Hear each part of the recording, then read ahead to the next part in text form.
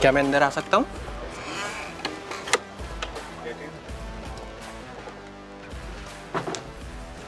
आप सभी को मेरा नमस्कार।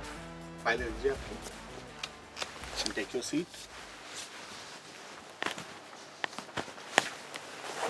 Thank you. बोर्ड को अपने बारे में डिटेल से बताएं। जी सर मेरा नाम ऋषभ चड्ढा है। मैं मध्य प्रदेश की संस्कारधारी जबलपुर का निवासी हूँ। मैंने अपनी स्नातक जबलपुर के गवर्नमेंट मॉडल साइंस कॉलेज से वर्ष 2013 में पूर्ण की है। इसके पश्चात वर्ष 2014 से 2018 तक मैंने भारतीय रेलवे में अपनी सेवाएं प्रदान की हैं। 2018 में मेरा चयन MPPSC के माध्यम से वाणिज्यकर निरीक्षक के पद पर हुआ है, जिसमें मैं कटनी जिले में पदस्थ हूँ। मैं एक अच्छा शिक्षार्थी हूँ और कार्य के प्रति उत्साही हूँ। मेरी हॉबीज़ हैं अपने जॉब से रिलेटेड अपडेट्स को कलेक्ट करना, शौकिया तौर पे क्रिकेट खेलना, शॉर्ट मूवीज़ देखना। इसके अलावा सर मैंने राष्ट्रीय स्तर पर मध्य प्रदेश राज्य का साइकिलिंग प्रतियोगिता में 2010 में प्रतिनिधित्व किया था। मैंने NCC में A, B और 3 C सर्टिफिकेट्स पूर्ण किए हैं। इसके अलावा NSS में भी A सर्टिफिकेट कंप्लीट किया है। Very good. NCC और NSS में आपके अनुसार बेसिक डिफरेंस क्या है? सर जो NCC है सर, उसका जो टच है वो हमारे डिफेंस की तरफ ज़्यादा है, जबकि NSS है उसका जो मेन फोकस है वो हमारे सोशल वेलफेयर की ओर है सर। आप जॉब में हैं अभी? Yes sir. किस पोस्ट पे? सर वाणिज्यकर निरीक्षक। ओके। एक शब्द है टैक्स इवेजन। Yes sir. और एक शब्द है ब्लैक मनी। इन दोनों में क्या डिफरेंस है? सर टैक्स इवेजन एक टर्म है सर, जिसके तहत जब हम विधि के विरुद्ध अपने कर का बचाव करते हैं तो उसे कर अपवंचना कहते हैं सर। जबकि ब्लैक मनी इस कर अपवंचना के द्वारा जो हमारे पास धन आता है, जिसको हम गवर्नमेंट को विधि अनुसार कर उसको चुकाते नहीं हैं, वो सर ब्लैक मनी कहलाती है। दोनों में डिफरेंस क्या है? दोनों की परिभाषाएं होगी। चलो, दोनों में यस अंतर सर। क्या है? सर कर अपवंचन से ही ब्लैक मनी बनती है सर। उससे बनती है। Yes sir. तो ब्लैक मनी को व्हाइट में कन्वर्ट करने के लिए क्या क्या उपाय हैं जो संविधान सम्मत हैं? आपके पास क्या जानकारी है? सर इसका एक सबसे मेन उपाय है सर कि आप जितना भी टैक्स है सर उसका वो गवर्नमेंट को पे कर दीजिए, उसके साथ पेनाल्टी। जी सर। गवर्नमेंट कई प्रकार की स्कीम चलाती है ब्लैक को व्हाइट में कन्वर्ट करने के लिए। उन स्कीम्स के नाम बताएं और लास्ट स्कीम कौन सा और कब चलाया गया? सर जहाँ तक मैं याद कर पा रहा हूँ, जो एक लेटेस्ट स्कीम थी गरीब कल्याण योजना थी, जहाँ तक सर। सॉरी सर मैं रिकॉल नहीं कर पा रहा हूँ। कब कब किया गया है इससे रिलेटेड काम? सॉरी सर मैं रिकॉल नहीं कर पा अगर रहा हूँ। आपका हॉबी है भाई जॉब से संबंधित अपडेट पढ़ना, यस सर। तो क्या अपडेट करते हैं फिर आप? सर मुख्यतः अपने जॉब जैसे GST है सर, हाँ, तो सर उस पर अपडेट सर। क्वेश्चन हुआ यस सर। है ना। टैक्सेशन नहीं होगा तो ब्लैक मनी इकट्ठा होगा, ब्लैक मनी इकट्ठा होता है तो गवर्नमेंट उसको व्हाइट में कन्वर्ट करने की स्कीम चलाती है। Yes sir. इसमें कई बार डिवैल्यूएशन ऑफ मनी भी है। Yes sir. मुद्रा का अवमूल्यन। अवमूल्यन नहीं, यस सर। पुनर्मुद्रांकन क्या कहलाएगा उसको? Devaluation sir. डिवैल्यूएशन तो वैल्यू कम हो गया। हाँ सर। जैसे 500 और 1000 के नोट का चलन बंद कर दिया गया। हाँ आप सर। क्या कहेंगे टेक्निकली? विमुद्रीकरण। हाँ, तो विमुद्रीकरण ब्लैक मनी को बाहर करने के लिए होता है ना। Yes sir. यस और सर। कोई रीजन इसके पीछे? नहीं सर, ब्लैक मनी को बाहर करने सिंगल के लिए। रीजन है वो, यस सर। है ना। तो लास्ट टाइम कब किया गया था ये? सर ये 2016 में किया गया था सर। क्या था डेट? सर 8 अगस्त जहाँ तक सर मैं याद कर पा रहा हूँ सर, या 8 नवंबर। आपकी हॉबी है भाई इसलिए पूछ रहा हूँ, अदरवाइज ऐसे क्वेश्चन पूछने की आवश्यकता थी नहीं मुझे। सॉरी सर, मैं इसको बिल्कुल सर मैं इसको पढ़ने की कोशिश करूँगा सर। लघु फिल्में देखना। Yes sir. टॉप 5 फिल्मों के नाम बताओ जो आपके अपने दिल के करीब नजर आते हैं। Yes sir. सर रिसेंटली मैंने एक फिल्म देखी थी बत्ती, फिर उसके बाद एक द एलिफेंट, फिर एक दहेज है, फिर एक लिटिल टेररिस्ट है, ये सारी। एक मूवी आई थी देवी, देखा आपने? No sir. क्यों नहीं देखा? क्योंकि जो सोशल टॉपिक्स में इतना बर्निंग इशू पे, अच्छा उसमें जो एक्टर एक्ट्रेस भी हैं वो भी बड़े लेवल के थे। काजोल उसमें लीड रोल पे हैं। तो आपने नहीं देखा वो? No sir. या याद नहीं आ रहा है? नहीं सर, नहीं देखी मैंने सर। बिल्कुल नहीं देखी? नहीं सर। आश्चर्य, क्योंकि अगर आपकी हॉबी है, मुझे तो लगता है जितने भी अच्छी मूवी आती होंगी सभी देखते होंगे आप। सर जब देखते हैं सर, लेकिन जो जो टाइम मिलता है सर उसमें देख लेते हैं सर, लेकिन प्रॉपर ऐसा नहीं है कि कोई मूवी आ ही रही है तो उसको देखना ही है सर। अभी जिस पोस्ट पे आप हैं, यस सर। इससे ऊपर की हायरार्की बताएं। सर वाणिज्यकर निरीक्षक के पश्चात मेरा जो प्रमोशन होगा सहायक वाणिज्यकर अधिकारी पे। अगर आप पहले ही डिप्टी कलेक्टर बन गए तो हाँ सर, आप जिस पोस्ट पे हैं सर, इससे ही अगर प्रमोट हुए तो मैं तो सर। हायरार्की पूछ रहा हूँ, आपका प्रमोशन क्यों कर रहे हो? आप तो आ जाओ डीसी बनने ना। Yes sir. सर डीसी से। ना ना ना, हाँ आप सर। जिस पोस्ट पे अभी हैं यस सर। उसकी हायरार्की बताएं। सॉरी सर, मैं समझ नहीं पा रहा हूँ सर। आपके ऊपर कौन कौन सा पोस्ट आएंगे? आपका प्रमोशन क्यों करवा रहे हो भाई? आप तो डीसी बन चुके हुए हैं, यस सर। है ना? प्रमोशन फिर भी लोगे क्या? नहीं सर। नहीं ना, तो हायरार्की बताएं, पोस्ट कौन कौन से एक के ऊपर एक है, यस सर। आप प्रमोशन ना लें। अपने ही विभाग की सर। यस।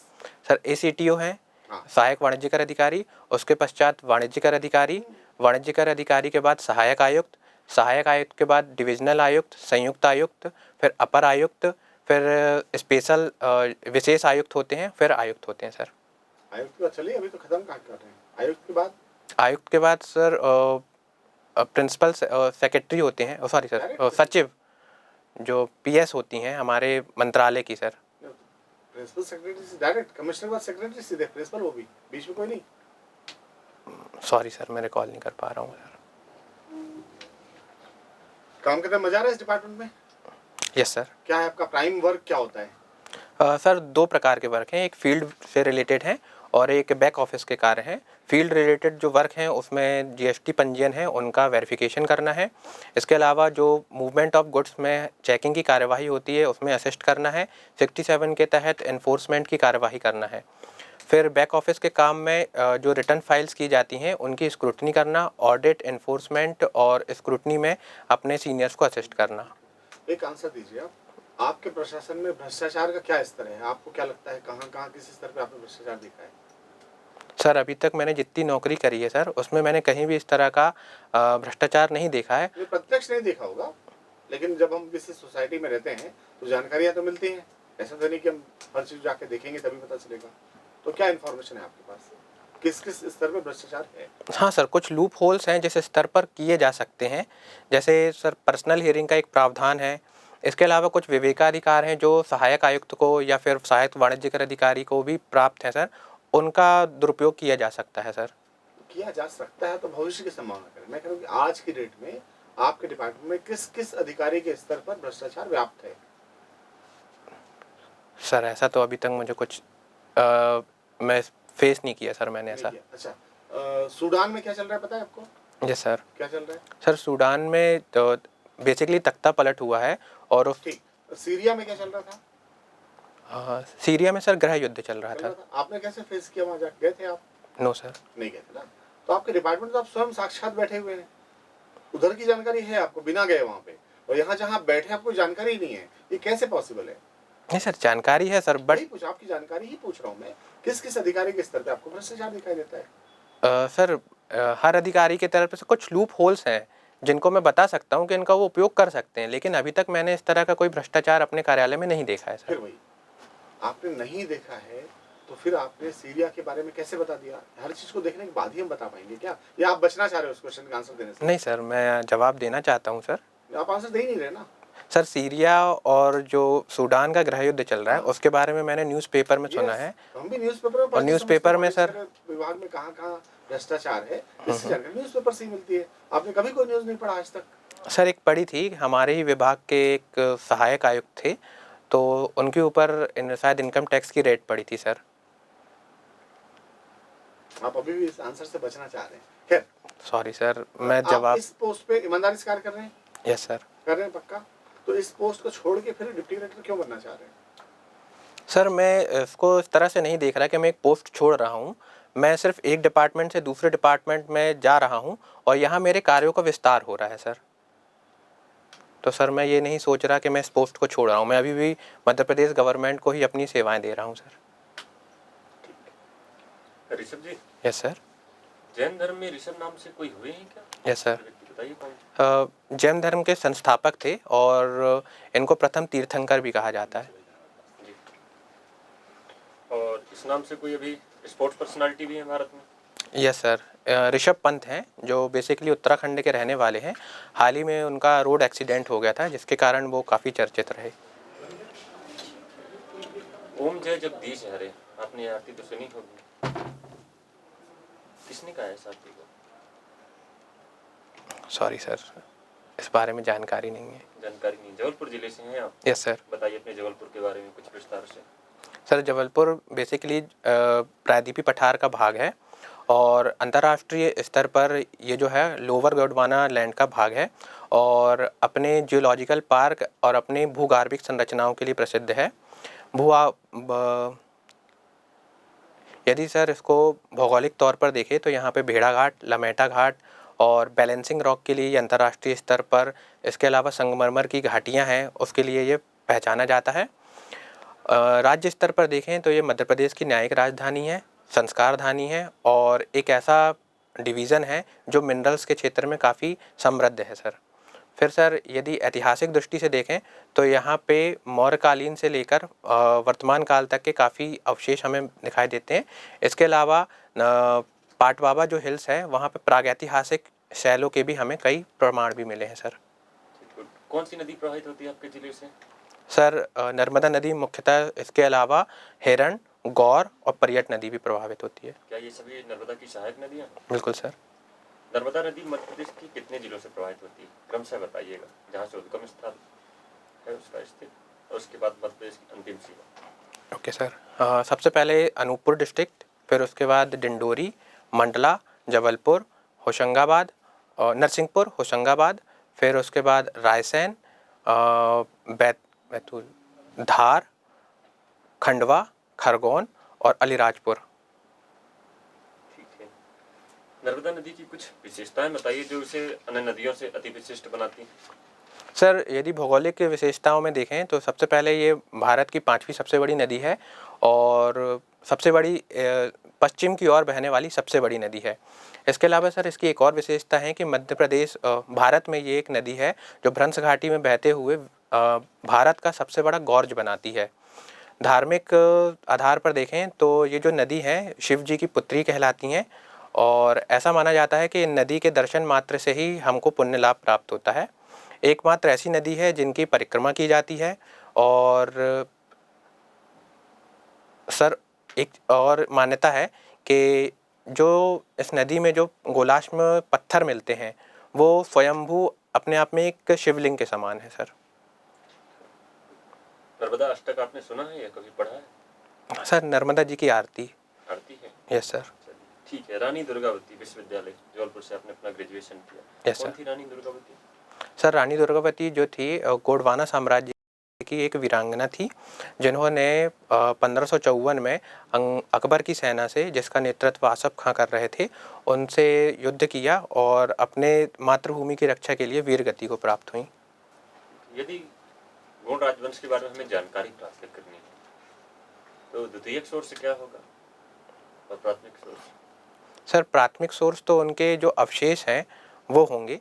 द्वितीयक सोर्स में जो हमारे पास रिकॉर्ड है, जैसे संग्राम शाह के द्वारा लिखी गई गढ़ी नृप वर्णनम, जिसमें उनके वंशावली का वर्णन है, ये किया जा सकता है। इसके अलावा जो हमारे अग्रवर्ती जो वैज्ञानिक हैं उनका जो वर्णन है वो भी। कौन कौन से हैं अग्रवर्ती वैज्ञानिक या इतिहास लेखन में जिनका योगदान रहा हो? सॉरी सर, मैं अभी रिकॉल नहीं कर पा रहा हूँ सर। रिकॉल नहीं कर पा रहे हैं। आपकी हॉबी है लघु फिल्में देखना। मध्य प्रदेश की एक फिल्म है जिसे राष्ट्रीय फिल्म पुरस्कार से सम्मानित किया गया है, मंदन के बोल, आपने देखी है क्या? No sir. बिल्कुल नहीं देखी। मध्य प्रदेश से कोई लगाव नहीं है आपका? नहीं सर, है सर। है, क्योंकि ये बैगा जनजाति पर आधारित है और आपका संभाग के जो जिले हैं उन जिलों की पृष्ठभूमि के बारे में दिखाया बताया गया। चलिए ठीक है। एनसीसी में आप कौन से पद पर रहे हैं बता रहे थे? Sir senior under officer. Senior under officer. ITC parade क्या होती है? सर ये रिपब्लिक डे परेड होती है जो 26 जनवरी को गणतंत्र दिवस में हर राज्य का एक प्रतिनिधित्व होता है जो लाल किले पर परेड करते हैं सर। सॉरी सर, लाल किले नहीं, राजपथ पे। राजपथ पे। Yes sir. एनसीसी के बारे में कुछ बताइए हमें। एनसीसी विश्व का सबसे बड़ा एक यूथ संगठन है जिसका जो मुख्य उद्देश्य है देश में एकता और अनुशासन की स्थापना करना, युवाओं को देश सेवा के लिए प्रेरित करना, इसके अलावा एक रिलीजियस हार्मोनी को स्थापित करना सर। पर मुख्यतः जो एनसीसी है सर उसके जो उनको हेड करते हैं वो लेफ्टिनेंट जनरल रैंक के एक अधिकारी होते हैं, जो कि वर्तमान में लेफ्टिनेंट जनरल श्री गुरप्रीत पाल सिंह जी हैं। इसके अलावा सर जो एनसीसी 17 ग्रुप्स हेडक्वार्टर में बटा हुआ है। एनसीसी का जो सर मोटो है वो है एकता और अनुशासन, और इसका जो लोगो है सर वो एक ऊर्ध्वाधर 3 पट्टियां हैं, जो जिसमें प्रथम पट्टी है लाल कलर की है, जो कि भारतीय थल सेना को प्रदर्शित करती है, और नीली पट्टी जो है वो भारतीय नौसेना को प्रदर्शित करती है, और एक हल्की नीली पट्टी है जो वायुसेना को प्रदर्शित करती है। इसके बीच में 17 कमल का एक घेरा है जो कि 17 डिवीज़न को प्रस्तुत करता है सर। गुड। अभी वर्तमान में आप वाणिज्य कर अधिकारी हैं, कटनी में आप सेवा दे रहे हैं। मध्य प्रदेश शासन के ऐसे कौन से 3 विभाग हैं जो डायरेक्ट कर की वसूली करते हैं? Sorry sir. ऐसे मध्य प्रदेश शासन के कौन कौन से डिपार्टमेंट हैं जो आम जनता से डायरेक्ट कर की वसूली करते हैं? सर इसमें पहला तो वाणिज्य कर है, दूसरा राजस्व विभाग है, तीसरा सर इसमें एक्साइज है, वो भी हालांकि वाणिज्य कर विभाग के अंतर्गत ही आता है। इसके अलावा सर स्थानीय निकाय जो होते हैं वो भी डायरेक्ट टैक्स कलेक्ट करते हैं सर। अक्सर यात्रा करते दौरान हमारे आप सबके साथ में होता है जो रोड में टैक्स लिया जाता है, वो किस प्रकार का कर है? वो सर एक अप्रत्यक्ष कर है और जो गवर्नमेंट स्टेट गवर्नमेंट के अधिकार का होता है sir. State government yes sir. अधिकार का होता है। उसे कौन सा विभाग वसूलता है? सर इसका जानकारी नहीं है सर मुझे। इस पर जानकारी नहीं है आपको? Yes sir. चलिए ठीक है। तो आपके विभाग का मुख्यालय कहाँ है, हेडक्वार्टर? सर इंदौर में है। इंदौर में स्थित है। कब स्टेब्लिश हुआ था? सॉरी सर इसकी जानकारी नहीं है। इसकी जानकारी नहीं है। अभी सीटीओ में हैं आप, जो कि 5400 ग्रेड पे? नहीं sir, inspector sir 3600 grade pay में। ठीक है। डिप्टी कलेक्टर आप बनना चाहते हैं? Yes sir. डिप्टी कलेक्टर के आप मुख्य रूप से कार्य बता सकते हैं, कौन कौन से कार्य होते हैं? बिल्कुल सर। सबसे पहले डिप्टी कलेक्टर का कार्य एक प्रशासक के रूप में है।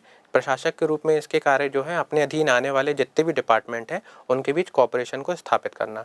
इसके पश्चात राजस्व अधिकारी के रूप में लैंड रेवेन्यू से जितना भी टैक्स कलेक्शन होता है वो इन्हीं के द्वारा हैंडल किया जाता है। फिर चुनाव अधिकारी के रूप में विधानसभा, लोकसभा और स्थानीय निकायों के चुनाव का निर्देशन और पूरी मॉनिटरिंग इनके द्वारा की जाती है। इसके अलावा सर अन्य कार्य जो होते हैं जैसे आपदा प्रबंधन के दौरान निर्णय लेना, कर्फ्यू लगाना, ये आदि कार्य भी इनके द्वारा किए जाते हैं सर। ठीक है। मध्य प्रदेश शासन के कुल विभागों की संख्या आप बता सकते हैं, कितने विभाग हैं? Sorry sir. और इन समस्त विभागों का मुखिया कौन है मध्य प्रदेश में? सर पद है उसके लिए? सभी विभागों का सर यदि प्रशासनिक पद की बात की जाए तो वो पीएस होते हैं, प्रिंसिपल सेक्रेटरी, और यदि राजनीतिक पद की बात की जाए तो मुख्यमंत्री जी हैं। यदि शासन प्रशासन की हम बात करते हैं उसमें सर्वोच्च पद कौन सा है जो प्रदेश स्तर का मुखिया होगा? सर यदि शासन स्तर पर बात करें फिर मुख्यमंत्री ही रहेंगे। और मुख्य सचिव की क्या भूमिका होगी राज्य में? सर मुख्य सचिव की जो मुख्य भूमिका रहती है वो सभी मंत्रालय और जो डिपार्टमेंट्स हैं उनके बीच कॉपरेशन स्थापित करना है, और माननीय मुख्यमंत्री जी को परामर्श भी देना होता है सर। परामर्श देना होता है। और राज्यपाल के प्रति कौन उत्तरदायी होगा? राज्यपाल के प्रति सर मंत्रिपरिषद। मंत्रिपरिषद उत्तरदायी होगा। ठीक है। Good ma'am. 3 characteristics about yourself. Sorry ma'am. 3 characteristic traits about yourself. Ma'am मैं किसी भी कार्य को करने से पहले उसके पूरी प्लानिंग करता हूँ, उसके बाद करता हूँ। चुनौतियों को आशावादी दृष्टिकोण से देखता हूँ। मुझे सामूहिक रूप से कार्य करने में, सभी के साथ मिलजुल कर कार्य करने में काफ़ी अच्छा लगता है। इसके अलावा मैं आशावादी भी हूँ और थोड़ा इंट्रोवर्ट्स भी हूँ। 4 और 1 नेगेटिव। मैम मैं उसको नेगेटिव नहीं, मैं पॉजिटिव लेता हूँ। इंट्रोवर्ट्स मैं खुद को मोटिवेट करने के लिए मैं अपने आप से बात भी कर लेता हूँ, तो मैं उसको इंट्रोवर्ट ही समझता हूँ। Okay, what development you want in Jabalpur? You being a deputy collector, what all developments you will contribute to Jabalpur? Ma'am Jabalpur के विकास के लिए सबसे वहाँ की जो समस्या है प्रॉपर डेवलपमेंट, जैसे इंफ्रास्ट्रक्चर की बात कर सकते हैं, हम एजुकेशन की बात कर सकते हैं। आज भी हमारे जबलपुर में एक भी नेशनल लेवल का कॉलेज नहीं है या फिर ऐसी नेशनल लेवल की Education आपके डिपार्टमेंट में आता है? नो मैम, आपने पूछा कि कैसे कर सकते हैं, आपने How will you contribute? Okay ma'am. तो मैम जो Being a deputy collector, how will you contribute to Jabalpur? Okay ma'am, तो मैम मैं इन सभी क्षेत्रों में कोऑपरेशन करने की कोशिश करूँगा। जैसे एजुकेशन सेक्टर है, हेल्थ सेक्टर है, हेल्थ सेक्टर की जो कमियाँ हैं उनको मैं दूर करने का प्रयास करूँगा। But that's जैसे a different sector. But ma'am इसमें मैं मॉनिटरिंग कर सकता हूँ, मैं सजेस्ट कर सकता हूँ। मेरे अंडर में Until unless it is asked, you cannot intervene. No ma'am, उसमें मैं हस्तक्षेप तो नहीं कर सकता, लेकिन एक प्लानिंग बना के शासन को मैं प्रस्तावित कर सकता हूँ मैम। बट आप अपना काम बताइए ना। आप जबलपुर में डिप्टी कलेक्टर बन के कैसे कंट्रीब्यूट करेंगे? आप दूसरे के डिपार्टमेंट में इंटरवेन करने से बेटर है आप अपने लेवल पे क्या कर सकते हैं? मैम सबसे पहले तो इसमें 2 प्रकार से कार्य करेंगे कि एक तो अपने कार्यालय स्तर पे करेंगे, जिससे हमारी कार्यालयीन संस्कृति बहुत अच्छी हो और जो लोग हों, जो कर्मचारी हैं, वो लोगों के प्रति संवेदनशील हो और उनको प्रॉपर योजनाएँ का जो लाभ है वो देने के लिए आतुर हों। दूसरा मैम, एक जो फील्ड लेवल का कार्य है कि शासन की जितनी भी योजनाएँ हैं, मैं पूरा सुनिश्चित करूँगा कि उनका प्रॉपर जो लाभ है वो आम जनता तक पहुँचे। जैसे महिला सशक्तिकरण के लिए सबसे पहले मैं करूँगा कि जितनी भी स्कीम्स होंगी महिलाओं से रिलेटेड, उनका एक सेट बनाया जाएगा और उससे रिलेटेड जो टारगेटेड समूह होंगे, उनको पहले मैं मतलब पूरी जनसंख्या को कवर करने की जगह टारगेटेड ग्रुप को कवर किया जाए, जिससे हमें लक्ष्य बहुत जल्दी प्राप्त हों। What is the new satellite launched by NASA for air pollution control? Sorry ma'am, Who developed ChatGPT? और मैम क्या गैस कर सकता हूँ मैम, क्या आप open AI? Okay, Rabindranath Tagore wrote two national songs. What were they? पहला ma'am जनगण मन और दूसरा है वंदे मातरम। सॉरी मैम, वंदे मातरम, आमार सोनार बांग्ला, बांग्लादेश का राष्ट्रीय। Okay, what do you think if you don't get this post? You have any backup plan? मैं पूरी तरीके से आशान्वित हूँ कि मुझे ये पद मिलेगा। इसके लिए मैंने पूरी तरीके से तैयारी की है। यदि फिर भी ऐसा नहीं होता है तो मैं फिर से इसके लिए तैयारी करूँगा ma'am. Where was Atiq Ahmed killed?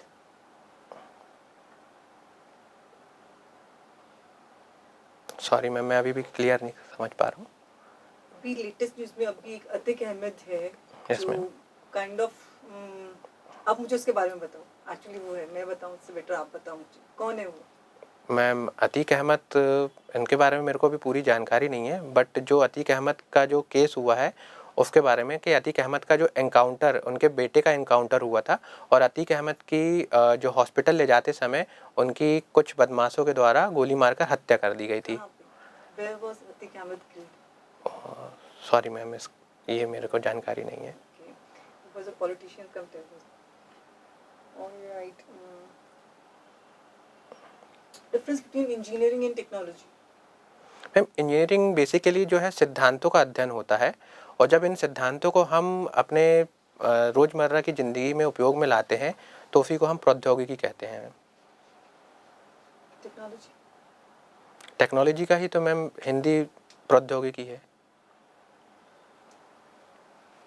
Okay. What do you think about Rahul's political outlook? Rahul Gandhi's political outlook.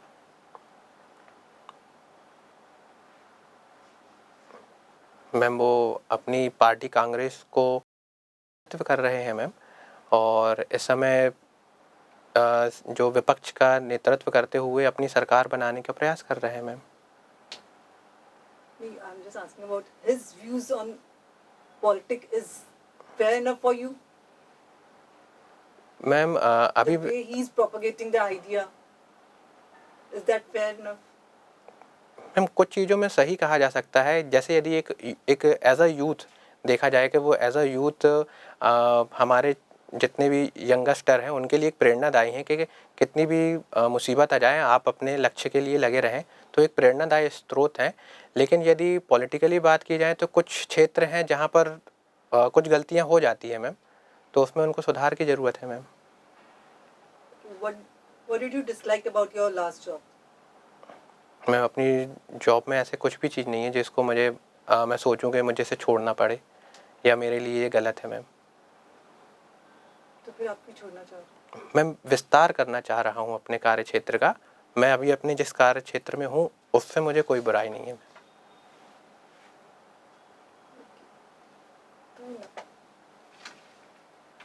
Board से कुछ कहना चाहेंगे Rishabh ji? Thank you sir. ठीक है, जा सकते हैं आप। Thank you ma'am. Thank you. Good,